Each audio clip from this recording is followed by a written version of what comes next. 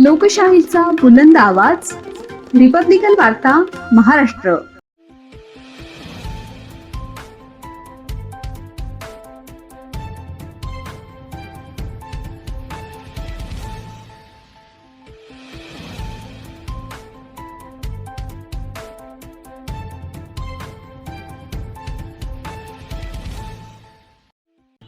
झोपडपट्टीतून income tax इन्स्पेक्टरपर्यंत Sneha कोळेची प्रेरणादायी भरारी.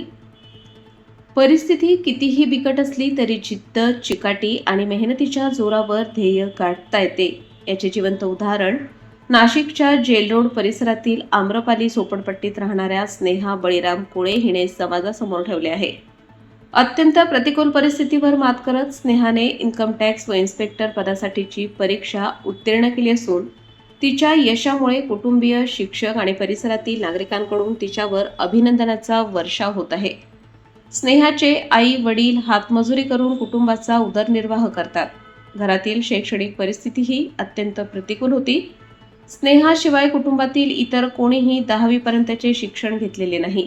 तिचे वडील बळीराम कोळे यांनीही जेमतेम प्राथमिक शिक्षण घेतले आहे. मात्र या परिस्थितीने स्नेहाच्या स्वप्नांना कधीच मर्यादा घातल्या नाहीत. महामानव डॉक्टर बाबासाहेब आंबेडकर यांच्या विचारांनी प्रेरित झालेल्या स्नेहाने शिक्षणाला आपल्या आयुष्याचा केंद्रबिंदू बनवले.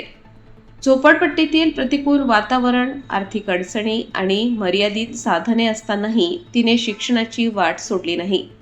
स्नेहाने संदीप फाउंडेशन येथे इंजिनिअरिंगचे शिक्षण पूर्ण केले. त्यानंतर विविध स्पर्धा परीक्षा देत तिने आपल्या आयुष्याचा प्रवास सुरू ठेवला. आतापर्यंत 3 ते 4 परीक्षा उत्तीर्ण करण्याची कामगिरीही तिने केली आहे.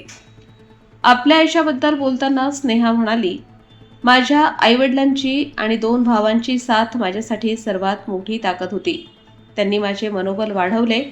शिक्षण घेताना अनेक आर्थिक अडचणी आल्या, मात्र त्या अडचणींमध्ये माझे वडील माझ्यासोबत खंबीरपणे उभे राहिले. त्यामुळे माझ्या शिक्षणाची वाट अधिक सुलभ होत गेली. मी झोपडपट्टीत राहते म्हणून माझ्या स्वप्नांवर कधीही मर्यादा घातली नाही.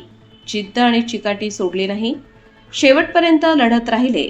माझ्या कुटुंबियांसह शिक्षकांचेही मला मोलाचे सहकार्य मिळाले. त्यांच्या मार्गदर्शनामुळेच आज मी या टप्प्यावर पोहोचू शकले, असेही स्नेहाने सांगितले. स्नेहाच्या यशामागे तिच्या आईवडिलांचे कष्ट, भावाची साथ आणि शिक्षकांचे मार्गदर्शन यांचा मोठा वाटा आहे. आर्थिक परिस्थिती प्रतिकूल असतानाही शिक्षणाच्या जोरावर आयुष्य बदलता येते, हे स्नेहाने आपल्या कर्तृत्वातून सिद्ध केले आहे. आम्रपाली झोपडपट्टीसारख्या सामान्य परिसरातून सुरू झालेला स्नेहाचा प्रवास आता इन्कम टॅक्स इन्स्पेक्टर पदापर्यंत पोहोचला आहे. तिचे हे यश केवळ तिच्या कुटुंबासाठीच नव्हे तर आर्थिक अडचणींमुळे शिक्षणाची स्वप्ने अपुरी राहतात असे मानणाऱ्या असंख्य विद्यार्थ्यांसाठीही प्रेरणादायी ठरले आहे. परिस्थिती कितीही कठीण असली तरी जिद्द, मेहनत आणि शिक्षणाची साथ असेल तर यश निश्चित मिळते. हा संदेश स्नेहा कोळेच्या यशाने दिला आहे. इन्कम टॅक्सची परीक्षा पास झाली आहे. आज अतिशय आनंदाचा दिवस आमच्या वस्तीसाठी आहे. खऱ्या अर्थाने बघायला जर गेलं तर आमच्या वस्तीचं एक भूषण आमच्या नेहाताईच्या माध्यमातनं, म्हणजे ही एकच एक्झाम नाही, याच्या अगोदर तलाठी, याच्या अगोदर GST ऑफिसर अशा 4-5 एक्झाम क्रॅक केल्या.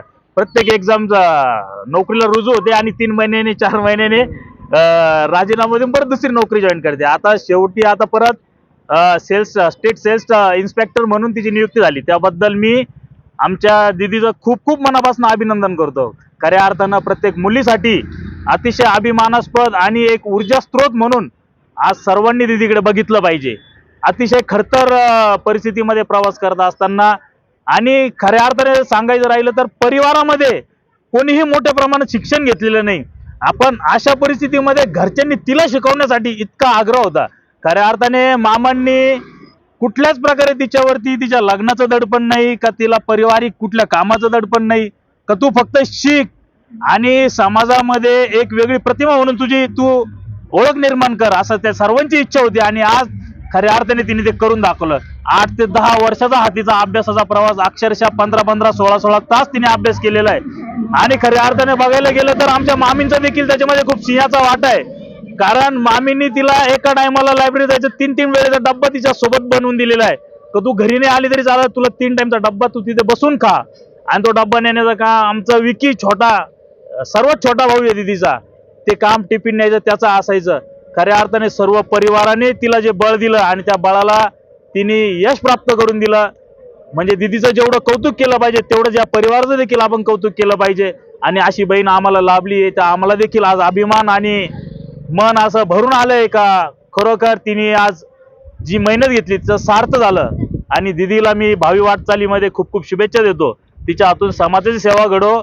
आणि आमचे जे मामा आहे बबन मामा कोळे, खऱ्या अर्थाने त्यांचं जीवन सार्थ झालं का त्यांची जी मेहनत होती, म्हणजे ते स्वतः शिक्षण त्यांनी खूप घेतलेलं नाहीये, पण तिच्या रूपामध्ये त्यांनी आज एक शिक्षणाला वेगळं दार उघडं करून दिलेलं आहे. असंच प्रत्येक वडिलांनी त्यांच्याकडनं काहीतरी घेतलं पाहिजे, अशी मी सर्व परिवारातील सर्व वडिलांना का ज्यांच्या घरात मुली आहे त्यांना मी विनंती करतो.